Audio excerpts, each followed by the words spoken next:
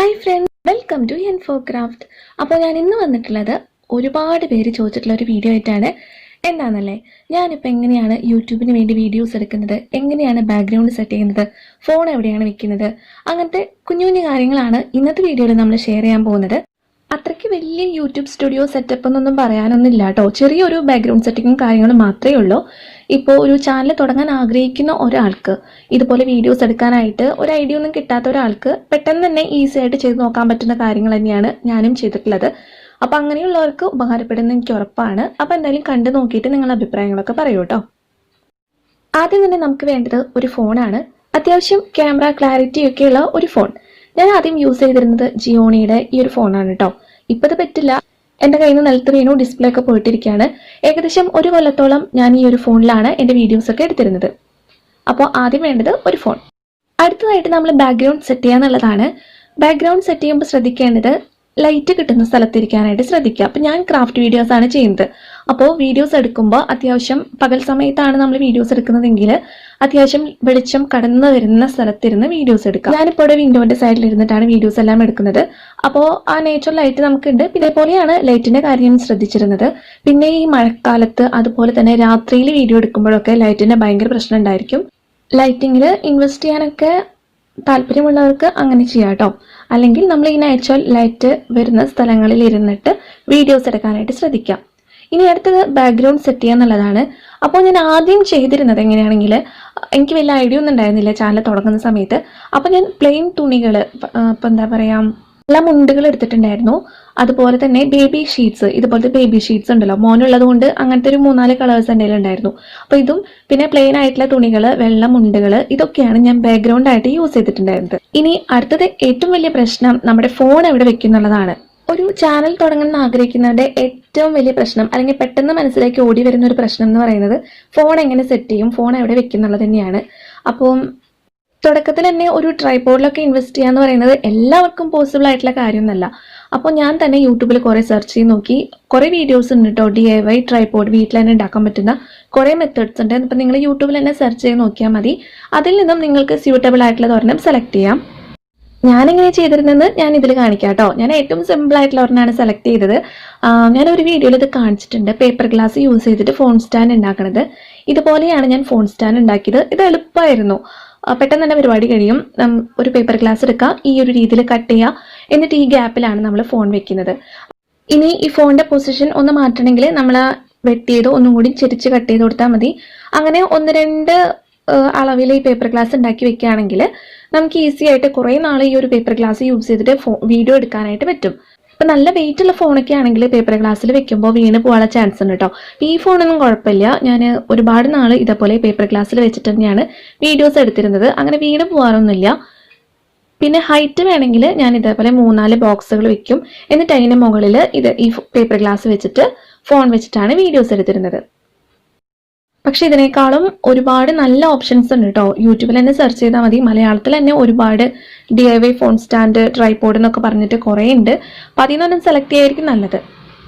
ഇതേപോലെ ഫോൺ വെച്ചിട്ട് ഇതിൻ്റെ 2 സൈഡിൽ കൂടിയും കൈയിട്ടിട്ടാണ് ഞാൻ വീഡിയോസ് എല്ലാം എടുത്തിരുന്നത്.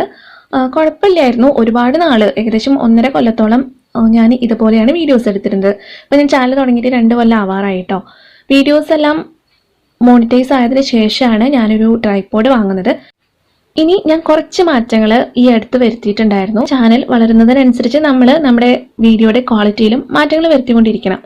അപ്പം ഞാൻ അധികം മാറ്റങ്ങളൊന്നും വരുത്തിയിട്ടില്ല, കുറച്ച് മാറ്റങ്ങളൊക്കെ വരുത്തിയിട്ടുണ്ട്. അതെന്തൊക്കെയാണെന്ന് ഞാൻ അടുത്തതായിട്ട് പറയാം. ആദ്യം തന്നെ ചെയ്തത് ഒരു ട്രൈപോഡ് വാങ്ങാന്നുള്ളതാണ്.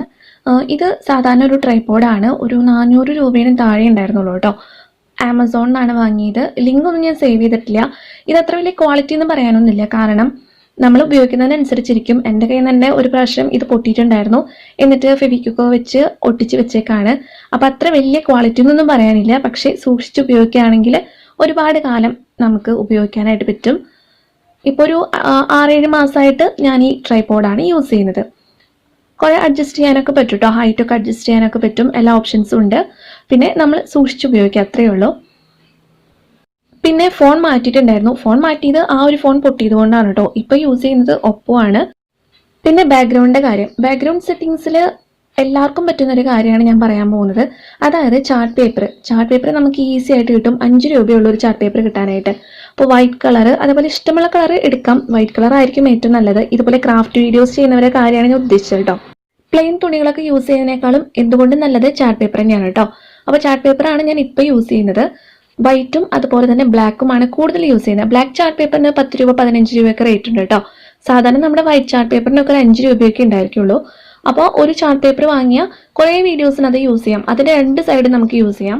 ഇതിനും നല്ല ബാക്ക്ഗ്രൗണ്ടിൽ നല്ല സെറ്റിംഗ്സിലൊക്കെ വീഡിയോസ് എടുക്കുന്നവരുണ്ട് കേട്ടോ. അവരുടെ കാര്യമല്ല ഞാൻ പറഞ്ഞത്.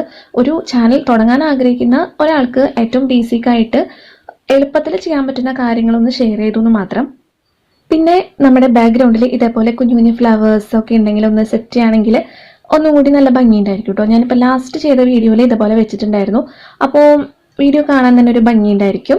അപ്പം അങ്ങനെയൊക്കെ ചെറിയ ചെറിയ ട്രിക്കുകളൊക്കെ ഉണ്ടെങ്കിൽ ഒന്നും കൂടിയും അട്രാക്ഷൻ ഉണ്ടായിരിക്കും കണ്ടുകൊണ്ടിരിക്കാനായിട്ട്. അപ്പം അങ്ങനത്തെ കുഞ്ഞു കുഞ്ഞു കാര്യങ്ങളൊക്കെ ശ്രദ്ധിക്കുക, അത്രയേ ഉള്ളൂ. അടുത്തത് എഡിറ്റിംഗ് ആണ്. അപ്പോൾ ഒരുപാട് പേര് ചോദിക്കുന്ന ഒരു ചോദ്യമാണ് ഏത് സോഫ്റ്റ്വെയർ ആണ് എഡിറ്റിങ്ങിന് യൂസ് ചെയ്യുന്നുള്ളത്. അപ്പോൾ ഞാൻ യൂസ് ചെയ്യുന്നത് കൈമാസ്റ്റർ ആണ് കേട്ടോ. ഞാൻ തുടക്കം മുതലേ കൈമാസ്റ്ററാണ് യൂസ് ചെയ്യുന്നത്. ആദ്യത്തെ ഒരു 2 വീഡിയോസ് ചെയ്യാനായിട്ട് എനിക്ക് കുറച്ച് ബുദ്ധിമുട്ടുണ്ടായിരുന്നു. കാരണം നമ്മൾ ഏത് സോഫ്റ്റ്വെയർ ആയാലും പഠിച്ചെടുക്കാനായിട്ട് കുറച്ച് സമയം വേണമല്ലോ.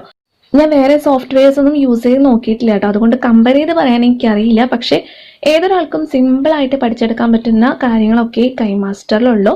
അതുപോലെ തന്നെ തംബ്നെയിൽ മേക്കിങ്ങിന് 2-3 ആപ്പ് ഉണ്ട്. ക്യാൻവ എന്നൊരു ആപ്പ് ഉണ്ട്. അത് നമുക്ക് പ്ലേ സ്റ്റോറിൽ നിന്ന് ഡൗൺലോഡ് ചെയ്തെടുക്കാം. അതുപോലെ തന്നെ നമ്മുടെ സാധാരണ കൊളക് മേക്കർ ഉണ്ടല്ലോ, അതും ഞാൻ യൂസ് ചെയ്യുന്നുണ്ട് കേട്ടോ. അപ്പം അത് രണ്ടും യൂസ് ചെയ്തിട്ടാണ് ഞാൻ തംബ്നെയിൽ എല്ലാം ഉണ്ടാക്കുന്നത്. എല്ലാത്തിൻ്റെയും ലിങ്ക് ഞാൻ താഴെ ഡിസ്ക്രിപ്ഷൻ ബോക്സിൽ കൊടുക്കാം. താല്പര്യമുള്ളവർ അത് കണ്ടു നോക്കിക്കോളൂ കേട്ടോ. ഇനി ഇതിൻ്റെ കൂടുതൽ ഡീറ്റെയിൽ ആയിട്ടുള്ള കാര്യങ്ങൾ, അതായത് എങ്ങനെയാണ് വീഡിയോ എഡിറ്റ് ചെയ്യുന്നത്, എങ്ങനെയാണ് തംബ്നെയിൽ സെറ്റ് ചെയ്യുന്നത്, അങ്ങനത്തെ കാര്യങ്ങളൊന്നും ഞാനിതിൽ പറയുന്നില്ല. കാരണം അതൊക്കെ ഒരുപാട് ടെക് റിലേറ്റഡ് ചാനൽസ് ഉണ്ട്. അതിലൊക്കെ നല്ല രീതിയിൽ വിശദമായി തന്നെ ട്യൂട്ടോറിയൽസ് ഉണ്ട്. അതൊക്കെ ഒന്ന് സെർച്ച് ചെയ്ത് കണ്ടു നോക്കിയാൽ മതി. അപ്പോൾ ഇത്രയൊക്കെയുള്ളൂ എൻ്റെ വീഡിയോ എടുക്കുന്നതിനെ കുറിച്ചും എൻ്റെ യൂട്യൂബ് സ്റ്റുഡിയോനെ കുറിച്ചും പറയാനായിട്ട്. ഇത് എല്ലാവർക്കും ഉപകാരപ്പെടുമോ എന്നൊന്നും എനിക്കറിയില്ല. ഒരാൾക്കെങ്കിലും ഉപകാരപ്പെട്ട അത്രയും സന്തോഷം. ഒരുപാട് പേര് ചോദിച്ചുകൊണ്ടാണ് ഈ ഒരു വീഡിയോ ചെയ്തത്. അപ്പോൾ വീഡിയോ കണ്ടിട്ട് നിങ്ങളുടെ അഭിപ്രായങ്ങളൊക്കെ താഴെ കമൻറ്റ് ബോക്സിൽ പറയൂ. അതുപോലെ തന്നെ നിങ്ങൾക്ക് എന്തെങ്കിലും ഡൗട്ട് ഉണ്ടെങ്കിലും കമൻറ്റ് ബോക്സിൽ ചോദിച്ചോളൂ കേട്ടോ. അപ്പോൾ ഈ വീഡിയോ നിങ്ങൾക്ക് ഇഷ്ടമായെങ്കിൽ മറക്കാതെ ആ ലൈക്ക് ബട്ടൺ ഒന്ന് പ്രസ് ചെയ്യൂ കേട്ടോ. അതുപോലെ തന്നെ ക്രാഫ്റ്റ് ഇഷ്ടപ്പെടുന്ന കൂട്ടുകാരോ റിലേറ്റീവ്സോ ഒക്കെ ഉണ്ടെങ്കിൽ ആ ഷെയർ ബട്ടണും കൂടി ഒന്ന് പ്രസ് ചെയ്യുക. അവർക്കൊക്കെ ഒന്ന് ഷെയർ ചെയ്ത് കൊടുക്കാം. പിന്നെ പുതിയതായിട്ട് ചാനൽ കാണുന്ന കൂട്ടുകാർ ആരെങ്കിലും ഉണ്ടെങ്കിൽ ചാനൽ ഒന്ന് സബ്സ്ക്രൈബ് ചെയ്തോളൂ കേട്ടോ.